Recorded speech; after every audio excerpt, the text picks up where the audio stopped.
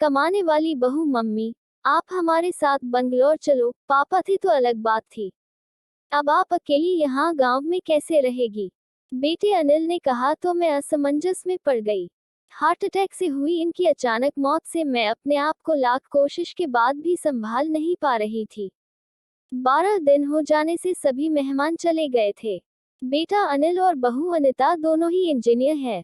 मेरी सहेलियों ने मुझसे कहा कि बेटे बहू के पास रहने नहीं जाना, क्योंकि कमाने वाली बहू को बुजुर्ग सास बिल्कुल अच्छी नहीं लगेगी।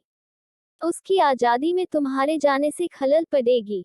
वो तुम्हें ताने मार मार कर तुम्हारा जीना हराम कर देगी। वैसे भी भाई साहब ने जीते जी ही पूरी संपत्ति बेटे के नाम कर दी थी। ऐसे में तो पूरी संभावना है कि बेटा बहू यहाँ का मकान बेचकर माल तो सब ले लेंगे और तुम्हें पाए पाए के लिए तरसा देंगे। लेकिन बेटे बहू के साथ जाना मेरी मजबूरी भी थी। 60 की उम्र में अपने घुटनों के दर्द के कारण मैं अपनी किराना दुकान चलाने में असमर्थ थी।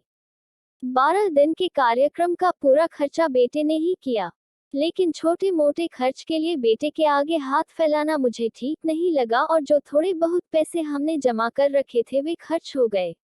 अब हालात ये थे कि मेरे पास 100 रुपए भी नहीं थे। असमंजस में मैं अनिल को कोई जवाब नहीं दे पाए। इतने में अनिता ने कहा, मम्मी जी बताए कि कौन कौन सी साड़ियाँ रखनी है, मैं आपकी सूटकेस पैक कर देती हूँ। अनिता के ऐसा कहने पर मैं कुछ बोल नहीं पाए और चुपचाप इन लोगों के साथ बंगलौर आ गई। अनिल और अनिता दोनों ही मेरा पूरा पूरा ख्याल रखते, सभी साथ ही में खाना खाते। अनिता मेरी पसंद के हिसाब से खाना बना देती। दोनों की यही कोशिश रहती कि मुझे इनकी याद न सताएं, मैं खुश रहूं। 8 साल का पोता चीटू तो दादी माँ कहकर मेरे आगे पीछे घूमते रहता। मैं कोई भी चीज के लिए बोलती तो वो चीज मुझे बराबर ला कर दे देते। ये सब देखकर मेरे मन को बहुत शांति मिल रही थी। मैं सोचने लगी कि लोग बेवजह ही आजकल के बच्चों को बदनाम करते हैं कि वे लोग बुजुर्ग माँ बाप की कद्र नहीं करते। खासकर यदि बहू कमाने वाली हो तो वो सास को नौकरानी ही समझने लगती है। अनिता भी तो कमाती है, लेकिन कितने अच्छे से घर और दफ्तर दोनों संभालती है, कभी कोई ताना नहीं मारती। वो तो मुझे ही लगता है कि वो ऑफिस और घर दोनों जगह का काम कर थक जाती होगी, इसलिए मैं ही थोड़ा बहुत काम कर लेती हूँ। लेकिन बेटा बहू दोनों ने कभी भी मुझे किसी काम के लिए नहीं कहा। 1 महीना कैसे बीत गया पता ही नहीं चला। आज सबने बाहर घूमने का कार्यक्रम बनाया। मॉल में घूमते घूमते अनिल और अनिता एक दुकान से कुछ खरीदी करने लगे। मैं और चीटू थोड़ा आगे निकल गए। आइसक्रीम की दुकान पर चीटू ने कहा, दादी माँ मुझे आइसक्रीम खानी है। मेरे ऊपर तो मानो बिजली गिर गई, क्योंकि मेरे पास तो पैसे थे ही नहीं। इतने दिनों में पैसों की कोई जरूरत महसूस भी नहीं हुई थी। अब क्या करूं? मेरा उतरा हुआ चेहरा देखकर चीटू ने फिर कहा, दादी माँ प्लीज ले दीजिए न। सॉरी बेटा, मैं अपना पर्स घर में ही भूल गई। मेरे ऐसा कहने पर चीटू ने मेरी तरफ कुछ अजीब नजरों से देखा। उसे लगा कि आइसक्रीम न दिलाना पड़े, इसलिए मैं बहाना मार रही हूँ। लेकिन मैं कर भी क्या सकती थी? मुझे अपनी बेबसी पर रोना आने लगा। मैं कैसी दादी हूँ कि अपने पोते को आइसक्रीम भी नहीं दिला सकती। इनके जाने के बाद पहली बार मैं अपने आप को बहुत ही असहाय महसूस कर रही थी। हमने बाहर डिनर किया। अनिता ने मेरे पसंद की काजू करी ऑर्डर की थी, लेकिन मुझे उसमें भी स्वाद नहीं आ रहा था। घर आने पर थोड़ी देर सभी ने टीवी देखी। अनिल सोने चला गया और अनिता चीटू के कमरे में गई ताकि मच्छर की टिकिया लगाकर उसे ब्लैंकेट आदि देकर सुला दे। मैं भी अपने कमरे में सोने जाने लगी। इतने में मुझे चीटू की आवाज सुनाई दी, मम्मी, दादी माँ बहुत ही कंजूस है, तू ऐसे कैसे बोल रहा है? हाँ मम्मी, आज मॉल में घूमते वक्त मैंने दादी माँ को आइसक्रीम दिलाने कहा तो उन्होंने कहा कि वे अपना पर्स घर में ही भूल आई है। कितना अच्छा है न मम्मी कि बाहर जाओ तो पर्स ही साथ में न ले जाओ तो कुछ खर्चा ही नहीं होगा। कंजूस दादी माँ।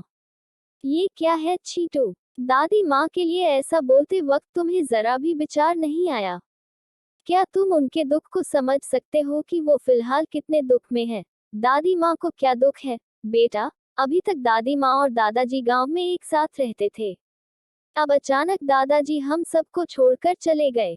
जिस व्यक्ति के साथ हम चौबीसों घंटे रहते हैं, साथ में उठते बैठते हैं, साथ में खाना खाते हैं, अपना दुख सुख शेयर करते हैं, वही व्यक्ति अचानक हमसे बहुत दूर चला जाता है, तो कितना दुख होता है ये अभी तुम नहीं समझ सकते।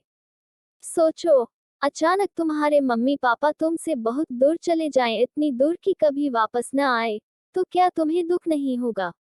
नहीं मम्मी, मैं आप लोगों के बिना नहीं रह सकता।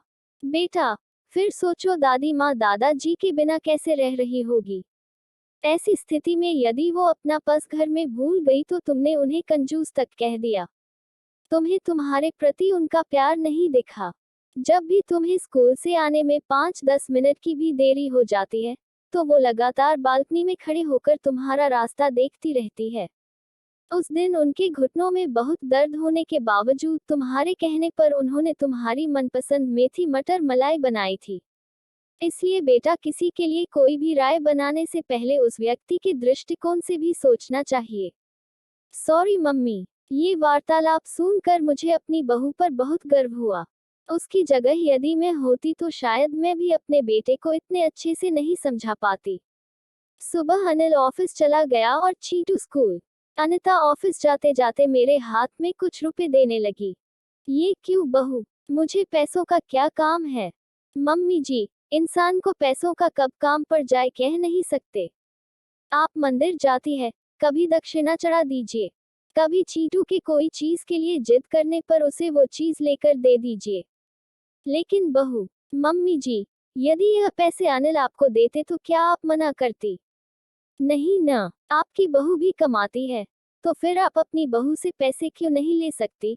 अनिता की बातें सुनकर खुशी के मारे मेरी आंखों में पानी आ गया। जो बात मेरा बेटा भी समझ न सका वो बात मेरी बहू ने समझ ली थी। मैं ईश्वर से प्रार्थना करने लगी कि मेरे जैसी बहू वो सबको दे।